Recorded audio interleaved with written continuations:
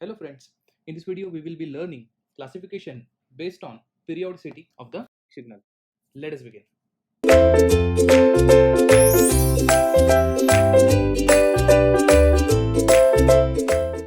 So let us begin with classification based on periodicity.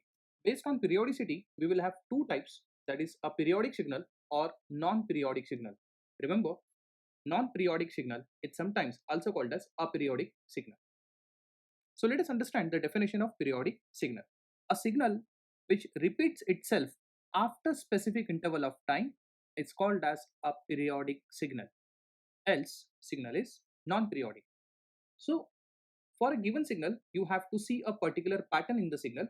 If that pattern after specific interval of time keeps on repeating itself, and generally periodic signals are never ending signals, that is, they start from minus infinity and they last up to plus infinity, so they are never ending signals. Secondly, particular pattern inside that signal keeps on repeating itself, and that's what we call as a periodic signal. Now in our daily life also there is a periodicity. For example, the days, that is Sunday, Monday, Tuesday, Wednesday, Thursday, Friday, Saturday, and again we come back to Sunday. So this is also a periodicity, right? These are periodicity of days. After 8 days, these days keeps on repeating itself. Is that right? Or we can say within the year we have total 12 months which keeps on repeating itself.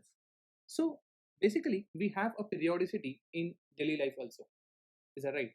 For example, when you go to the college, in your college you have a particular time period which repeats itself after every week. So we have this periodicity in our daily life also. When it comes to signal, again it has got two classifications based on the periodicity, that is periodic signal and aperiodic signal.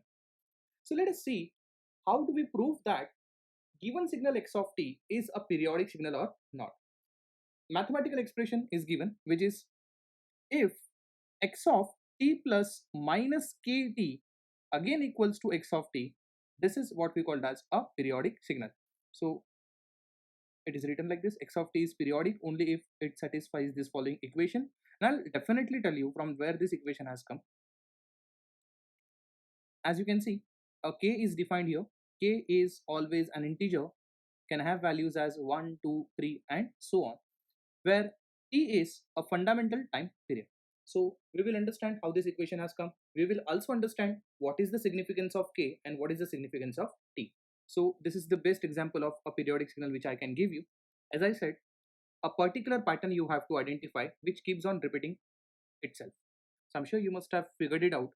If you see this triangle, this keeps on repeating itself, am I right? And as you can see, it is never ending signal because it must have started with minus infinity and it is going up to plus infinity. So this is never ending signal. That's the condition for periodic signal, right? So as you can see, in this it keeps on repeating itself. So let us say what we have here, t in seconds. Then you have to identify the time period after which it keeps on repeating itself. As you can see, it is nothing but 1 second. So this is what I'm trying to call as t. So what I can say is a time period is equal to 1 second. Is that right? Now suppose this x of t is given to me, and let's say if I try to do this calculation like x of t plus or minus t. I'm sure you understand the meaning of this plus and minus. Plus indicates we are trying to advance the signal by a time period, and minus indicates we are trying to delay the signal by 1 second. So what do you think? If you try to manipulate x of t like this, that is x of t plus minus 1, do you believe that will come back to same signal, that is x of t? Is that right? So definitely it proves that it is a periodic signal. Am I right? So if you have seen the equation on the previous page, it was like that: x of t plus minus k times t should again become x of. I'll explain you why this k has come. Now, for example, when someone says a time period is 1 second because we particularly see that one triangle keeps on repeating itself, other person can come and he may identify it like this. let's say this two triangle is one pattern, and as you can see, this keeps on repeating itself. Is that right? So one might say that time period is not 1 second, it can be 2 seconds also. Then other person can say that time period is 3 seconds. Why? Because according to him, three triangles keeps on repeating itself forever. And let me tell you, everyone is correct over here. Time period can be 1 second, time period can be 2 seconds, time period can be 3 seconds also. Am I right? Therefore, if I say that x of t plus minus kt is equal to x of t, where k belongs to 1, 2, 3, and so on, in that case, I can say when k equal to 1, I can write x of t plus minus 1, and when k equal to 2, I can write x of t plus minus 2, or if k equal to 3, then I can say x of t plus minus 3, and so on. Let me tell you, whatever calculations or whatever manipulations you are doing over here is going to give you same signal back, that is x of t, which makes x of t as a periodic signal. So I'm sure you must have understood what is the significance of periodic signal and what is the significance of k here. Is that right? So there are infinity solutions when they ask you time period. It can be 1 second, it can be 2 seconds, it can be 3 seconds, it can be 4 seconds, and again it is never ending. Is that right? Now that depends upon what value of k you have chosen. But then out of all possible time periods, you'll have to choose a minimum time period. So tell me, what do you think? Out of those sets, that is right from 1 second, 2 second, 3 second, and 4 second, and so on, these are possible time periods we can have with which x of t is called as a periodic signal. You have to select the minimum time period out of which it is 1 second. So I would say t equal to 1 second is a minimum time period out of the possible sets of t. Therefore, this t is called as a fundamental time period. So this is called as a fundamental time period.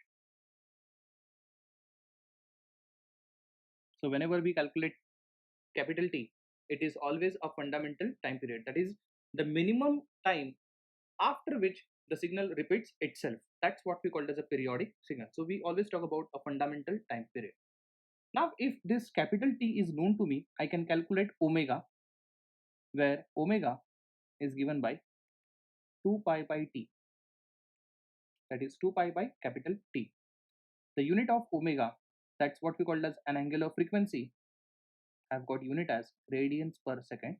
And let me tell you, this omega is what we called as a fundamental frequency. Why it is called as fundamental frequency? Because to calculate this omega, we have taken the help of a fundamental time period. So fundamental time period gives you fundamental frequency. So omega equal to 2 pi by capital T is a very, very important result you should remember. In fact, a formula which you should remember for solving problems based on Fourier series as well as Fourier transform. So let's get into the detail of continuous time signals periodicity. So here we are going to see important notes for periodicity of continuous time signals. So what it says, a sinusoid continuous time signals are periodic in nature. I repeat my statement, a sinusoid continuous time signals are always periodic in nature. So what is exactly meant by sinusoid continuous time signals? I'll just give you an example. So when I say a sinusoid continuous time signals, it means there are three possible signals I can talk about. So first signal I can talk about is sine omega t, or it can be cos omega t, or it can be e to the power j omega t. Because e to the power j theta, by Euler's formula we say that it is cos theta plus j sine theta. So after all, e to the power j theta is a combination of cos and sine, and individually again cos and sine are sinusoidal signals. So e to the power j omega t is also called as a sinusoid signal. So these are a set of sinusoid signals which are always periodic in nature. Okay, so let me take some examples here. So I'll take three examples. Let's say cos 2 pi t. Let's say we have cos of 2t, and let's say we have one more signal as cos of root 2t. Again, Whether it is cos or sine, it doesn't really matter. If it is so, let us compare this with cos omega t. Is that right? What does that mean? Value of omega is 2 pi radians per second. Is that right? And you know that t, that is time period, is given by 2 pi by omega. Am I right? In that case, it is t is equal to 2 pi divided by 2 pi. So it becomes 1 second. Is that right? So let me call this as t1 omega 1 because it belongs to signal number 1. So I would say that signal 1, which is cos 2 pi t, is always periodic with 1 second. So this is a fundamental time period after which this cos signal keeps on repeating itself. So t1 is a fundamental time period for signal number 1. Let's go on analyzing signal number 2. Now it is cos of 2t. As we know that coefficient of t is omega. Here coefficient of t is 2. So I can say that here omega 2 is 2 radians per second. Is that right? It means now t2 is equal to 2 pi by omega 2, which is 2. So 2 gets cancelled. How much t2 you have is 5 seconds. So we know that signal number 2, which is cos 2t, is also a periodic signal with a fundamental time period equal to pi second. So after every pi second, a pattern inside cos signal keeps on repeating. That is cos of 2t signal I am talking about. Let me talk about signal 3, which is cos of root 2t. In that case, again coefficient of t is root 2. So I would say omega equal to root 2 second. Or I can say that now t3, because now it belongs to signal number 3, which is 2 pi by omega 3, which is root 2, or I can say it is root 2 pi seconds. So again we can declare here cos root 2t is also a periodic signal with periodicity equal to root 2 pi seconds. So after every root 2 pi seconds, cos root 2t repeats a particular pattern. So this is how we really calculate time period for sinusoidal signal which comes in continuous time signal category. So understand, we are only going to talk about continuous time signal right now. After some time we'll again see how to find periodicity or how to find a time period for discrete time signal. So let me conclude something. In first case t1 equal to 1 second, am I right? So in first signal we got t1 equal to 1 second. As you can see, t1 nature is integer, whereas t2 equal to pi second, and we know that pi is definitely not integer. In fact, it is what we call as irrational number.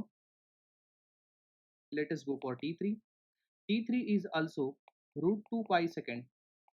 Again root 2 pi, because of the presence of pi, it is again irrational number. Remember, only root 2 would be rational, but root 2 pi, because of the presence of pi, it is irrational number. What does that mean? I'm just trying to figure out what could be the nature of this time period t, that is in terms of value, that is in terms of numerical value I'm talking about. It can be integer number, it can be rational number, it can be irrational number also. What does that mean? This time period t can have any numeric value, that is, again it has to be real value. So time period t belongs to real value. Please don't forget this. This has to be a real value at any cost. So this is a very important conclusion for us. So let us summarize what we have studied. A sinusoidal continuous time signals are always periodic in nature, and capital T is given by 2 pi by omega, by which we understood that t can have any numeric value. The only constant that it should be always real values. Now of course, when I'm talking about t, that is in seconds, it cannot be imaginary value, right? So it has to be real value always. So this is the second important note for periodicity of continuous time signal, that is, the summation of continuous time signal sinusoids is conditionally periodic.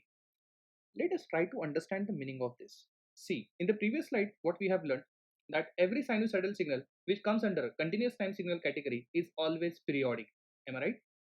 But then, summation of such periodic signals together may not be periodic, or they are periodic conditionally.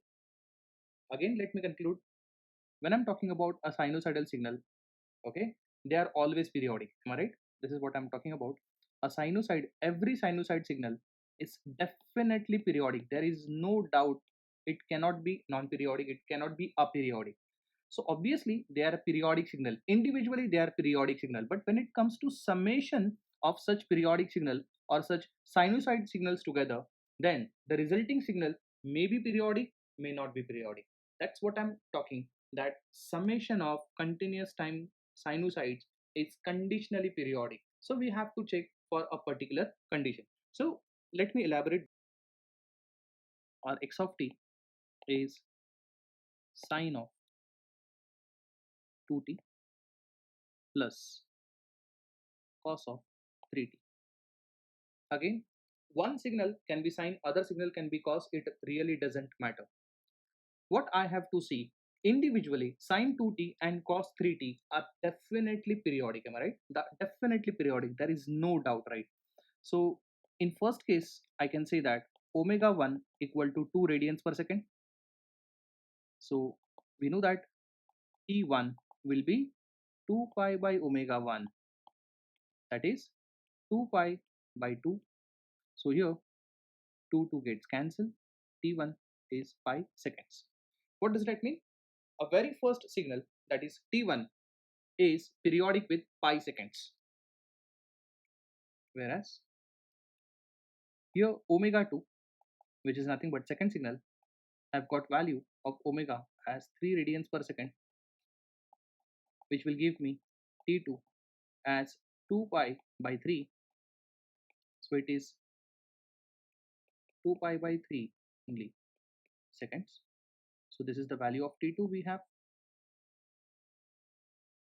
So now we have T1 equal to pi second and T2 equal to 2 pi by 3 second. So what needs to be done is we have to see LCM of T1 comma T2 does exist. Okay, that is LCM of pi comma 2 pi by 3 seconds. So how do we find LCM of this? It is very easy. We find LCM for pi comma 2 pi, and for denominators we find highest common factor. So highest common factor here it is 1, and LCM of pi and 2 pi will be 2 pi. So as we can see that LCM does exist, am I right? So let me tell you why I'm actually going to take LCM of T1 comma T2, because this is nothing but a final time period. Final time period as in, see, this x of t is some sine signal, right? And other signal is a cos signal. Individually, both the signals are periodic, but now they are added together. If they are added together, it may not be sine, it may not be cos, it will be some other signal which is also periodic. Which is also periodic. So now I'm making a statement that summation of these two sinusoidal signal is 100% periodic, because T1 comma T2 is giving me particular LCM. If this if LCM of T1 comma T2 does not exist, in that case I would come to the point that this summation of this signal is not a periodic signal, it is a periodic signal. So in which cases you may get such results? For example, let's say now T1 is equal to, let's say, 3 seconds, and T2 is equal to, let's say, 4 seconds, right? And let's say these two signals are added together, so we have to find a fundamental time period of the effective signal, which will be definitely LCM of 3 comma 4. So LCM of 3 comma 4 comes out to be 12. Since LCM we are able to calculate, there is definitely some LCM does exist, then definitely that signal is a periodic signal. But for example, if T1 is, let's say, 3 pi seconds, and let's say T2 is 4 seconds, then we know that LCM of 3 pi comma 4 does not exist. Am I right? there is definitely no LCM of 3 pi comma 4. Since LCM of 3 pi comma 4 does not exist, we say that the effective signal, which is due to addition of two signals having fundamental time period as 3 pi seconds and 4 seconds respectively, doesn't contribute a periodic signal. So if LCM does not exist, it's not going to contribute a periodic signal.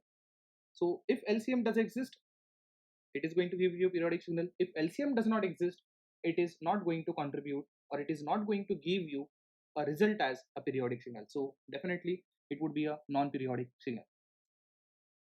So this is how we identify that summation of continuous time signal which are sinusoids individually are conditionally periodic, okay, or whether they are periodic or not. In next video lecture, we will be solving again problems based on these situations. So I think if not theoretically, but practically while solving the problems, I'll come to these points again. So now we'll try to figure out periodicity of discrete time signals.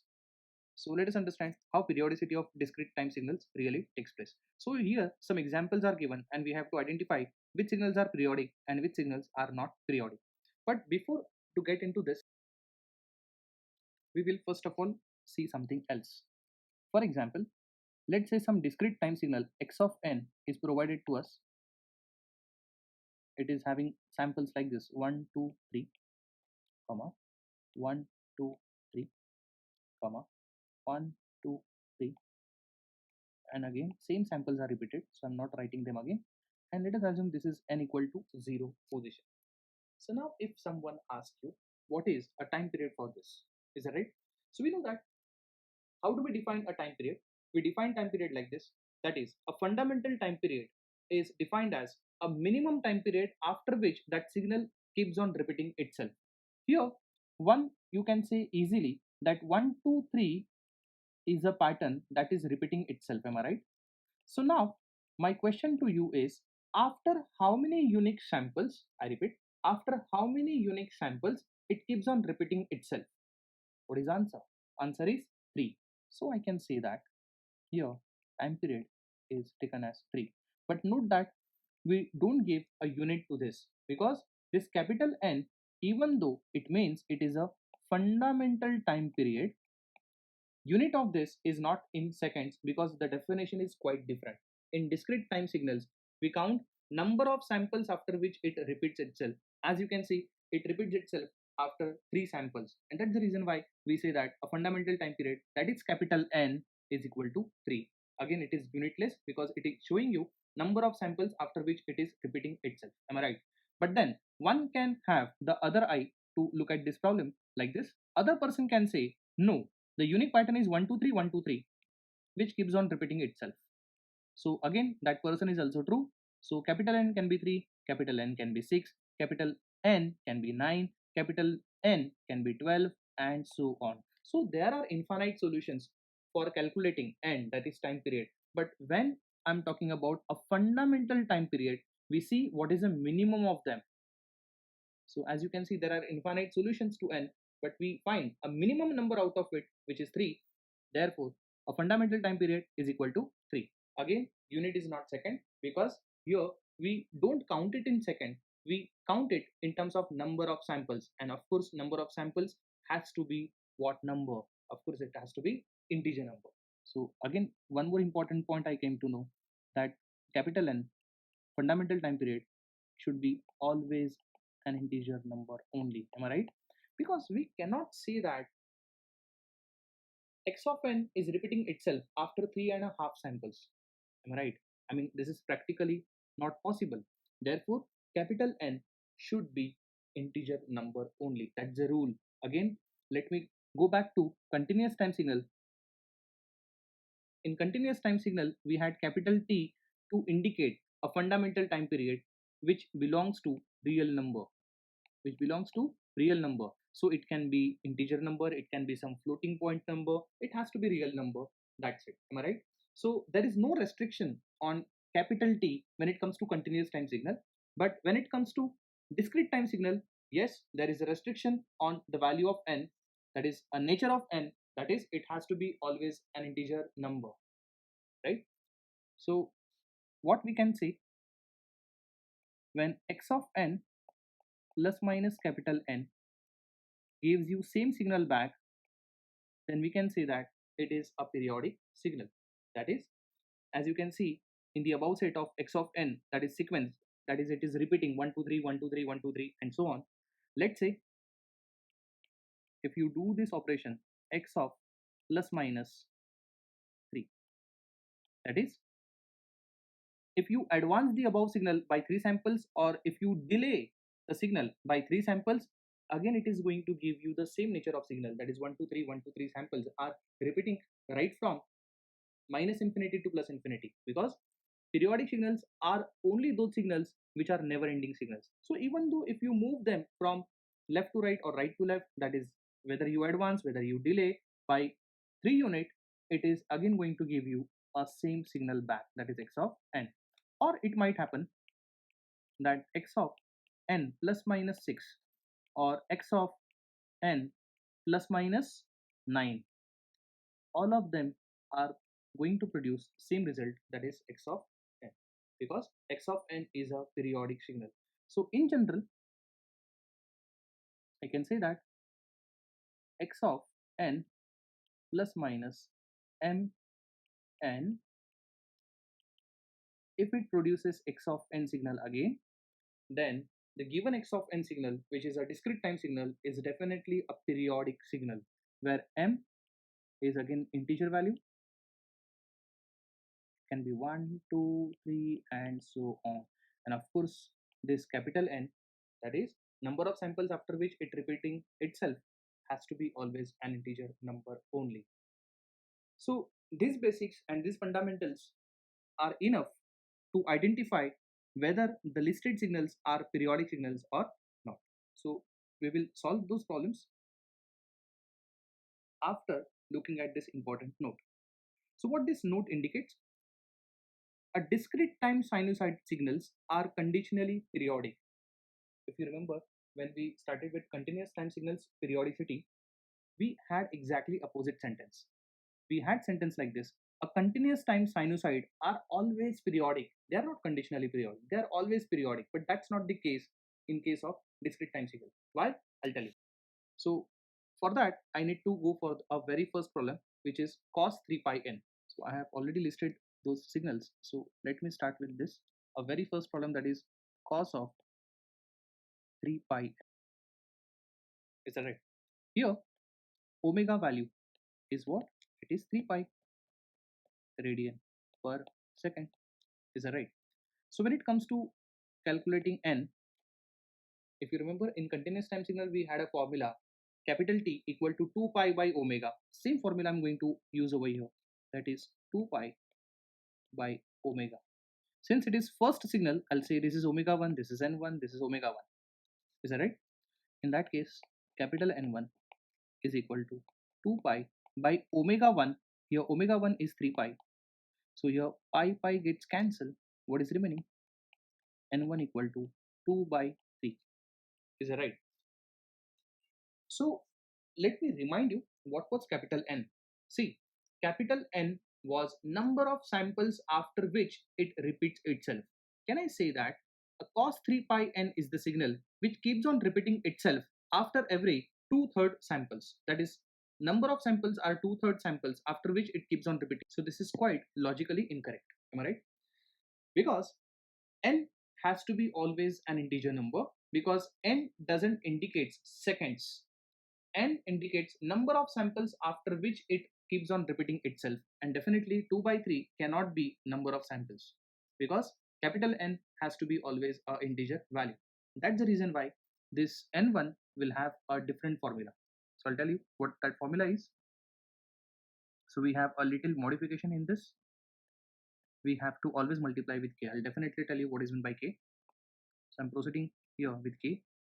Finally, n1 is 2 by 3k. Now let me define you. Now let me define the value of k. K means the minimum value of integer. Please mark my words. If you want, you can note it down. K is minimum value of integer which makes capital N as integer value. Very simple. I repeat, k is a minimum value of integer which makes capital N as integer.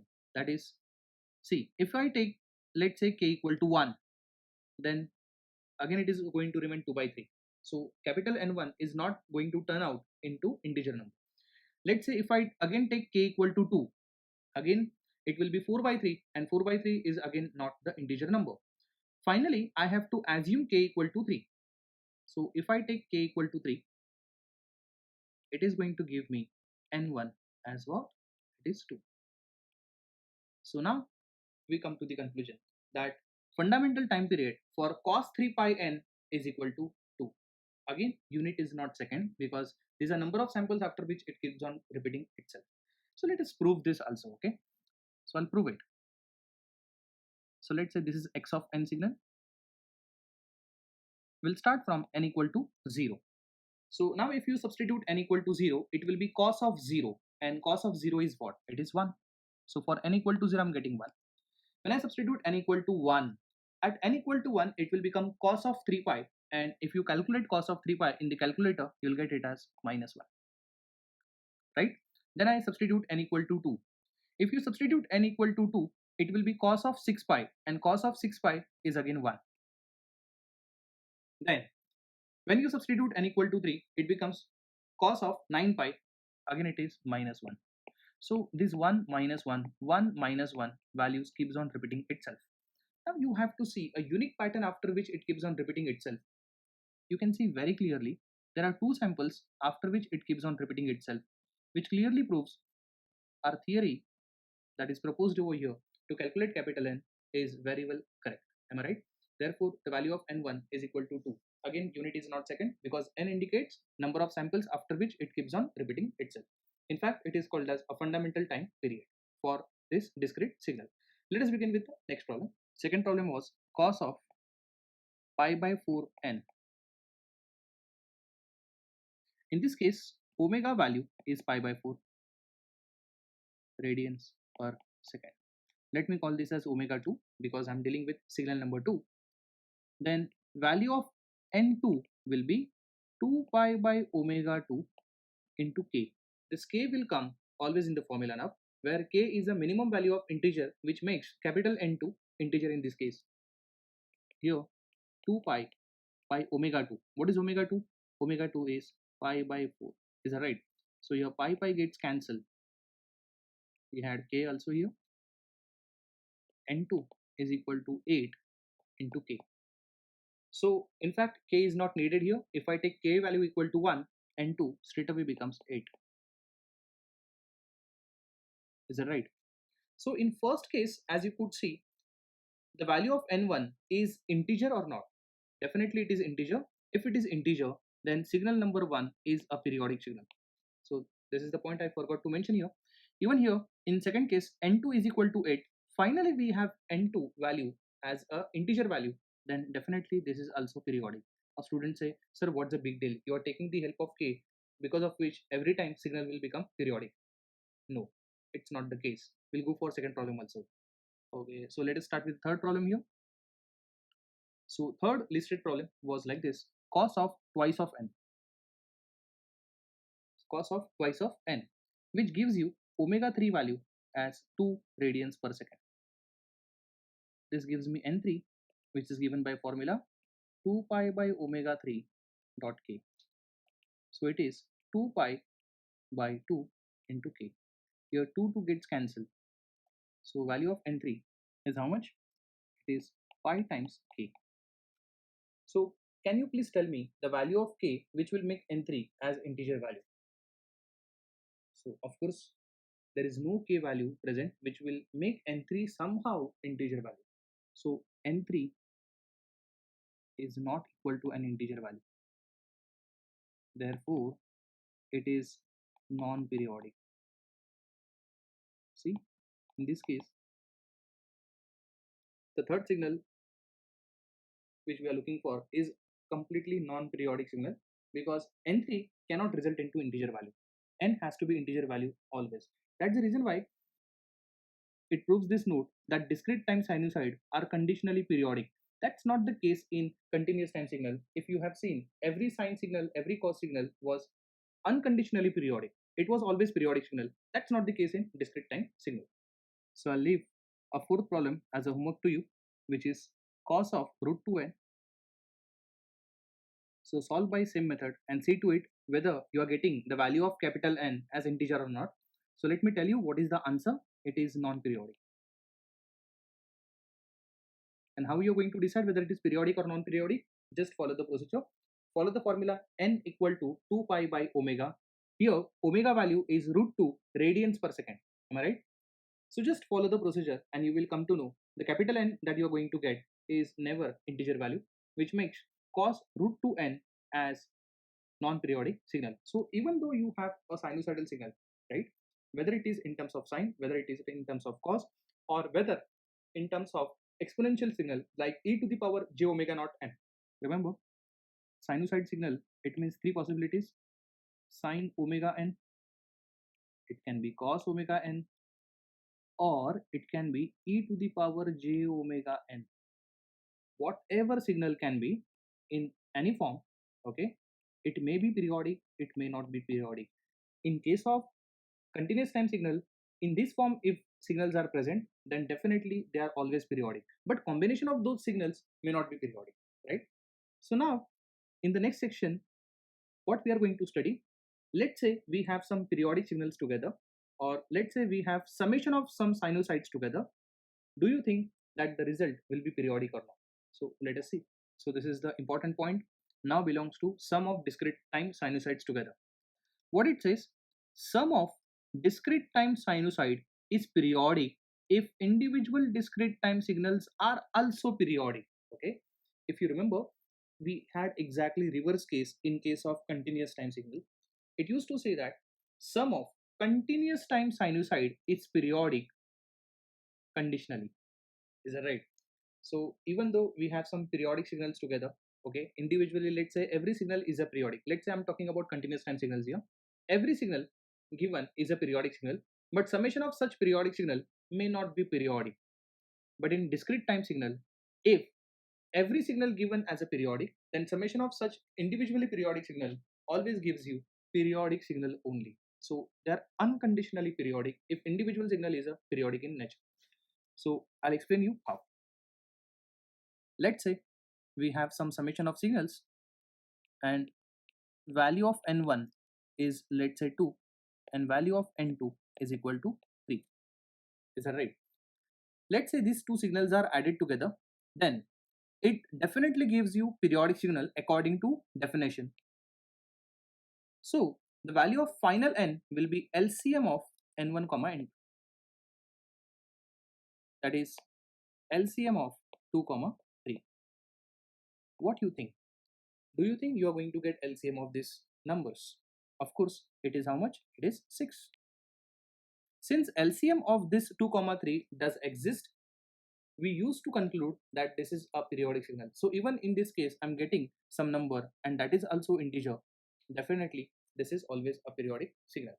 So remember, if n1 equal to 2, n2 equal to 3, and let's say these signals are added together, it is giving you LCM as 6. Then definitely they are contributing a periodic signal to you. Let's take another example, you'll understand it. Let's say n1 equal to 2 and n2 equal to 3 pi. Do you think that you can take LCM of this 2 comma 3 pi? Answer is no. But let me tell you, even example is wrong here, because n1 equal to 2, we can understand, yes, n has to be always integer value. But what about n2? Can you see that n2 is not integer? If n2 is not integer, it means the second signal is a periodic signal. I hope you understood this. This is a periodic signal. This is a periodic signal. Is that right? What does that mean? When I'm talking about it is summation of periodic signals, then in case of discrete time signals, we have already studied that a signal is said to be periodic only and only if the capital N is an integer number. If every value is integer, then such several integer number, when they come together, definitely their LCM does exist. For example, let's say we have n1 equal to 1, n2 equal to 2, n3 equal to 3, and let's say n4 equal to 4. So we have 4 signals having all possible integer values I have taken over here. Do you think that LCM of n1, n2, n3 and n4 really present? So what is the LCM of 1, 2, 3, 4? Of course it is 12, which is also integer number. But what is the significance that we are taking LCM of all those capital N? So finally, whatever LCM number you are getting, it is nothing but a fundamental time period of that periodic signal which occurred because of summation of all those individual signals together. So I repeat my statement. If you have several discrete time signals which are individually periodic, then summation of these signals is going to produce another periodic signal with periodicity equal to 12. So the final signal that we have got, it will keep on repeating itself after 12 number of samples. After 12 number of samples, it will keep on repeating itself. So that's the whole discussion about continuous time signal periodicity and discrete time signal periodicity. Remember, for continuous time signals, time period has to be a real number. It can be rational, it can be irrational, it can be integer, it can be some fractional number also. But when it comes to summation of some continuous time signals together, that is periodic in nature, the resultant signal may be periodic, resultant signal may not be periodic, and we decide whether LCM of all capital T values does exist or not. Whereas in case of discrete time signals, we have studied that every sinusoid signal in discrete time signal is conditionally periodic. It may be periodic, it may not be periodic. But when it comes to sum of discrete time sinusoid periodic signals, then it is definitely periodic signal if individual signal is a periodic one. Is that right? So this is all about the periodicity of continuous time signals and discrete time signals. Thank you.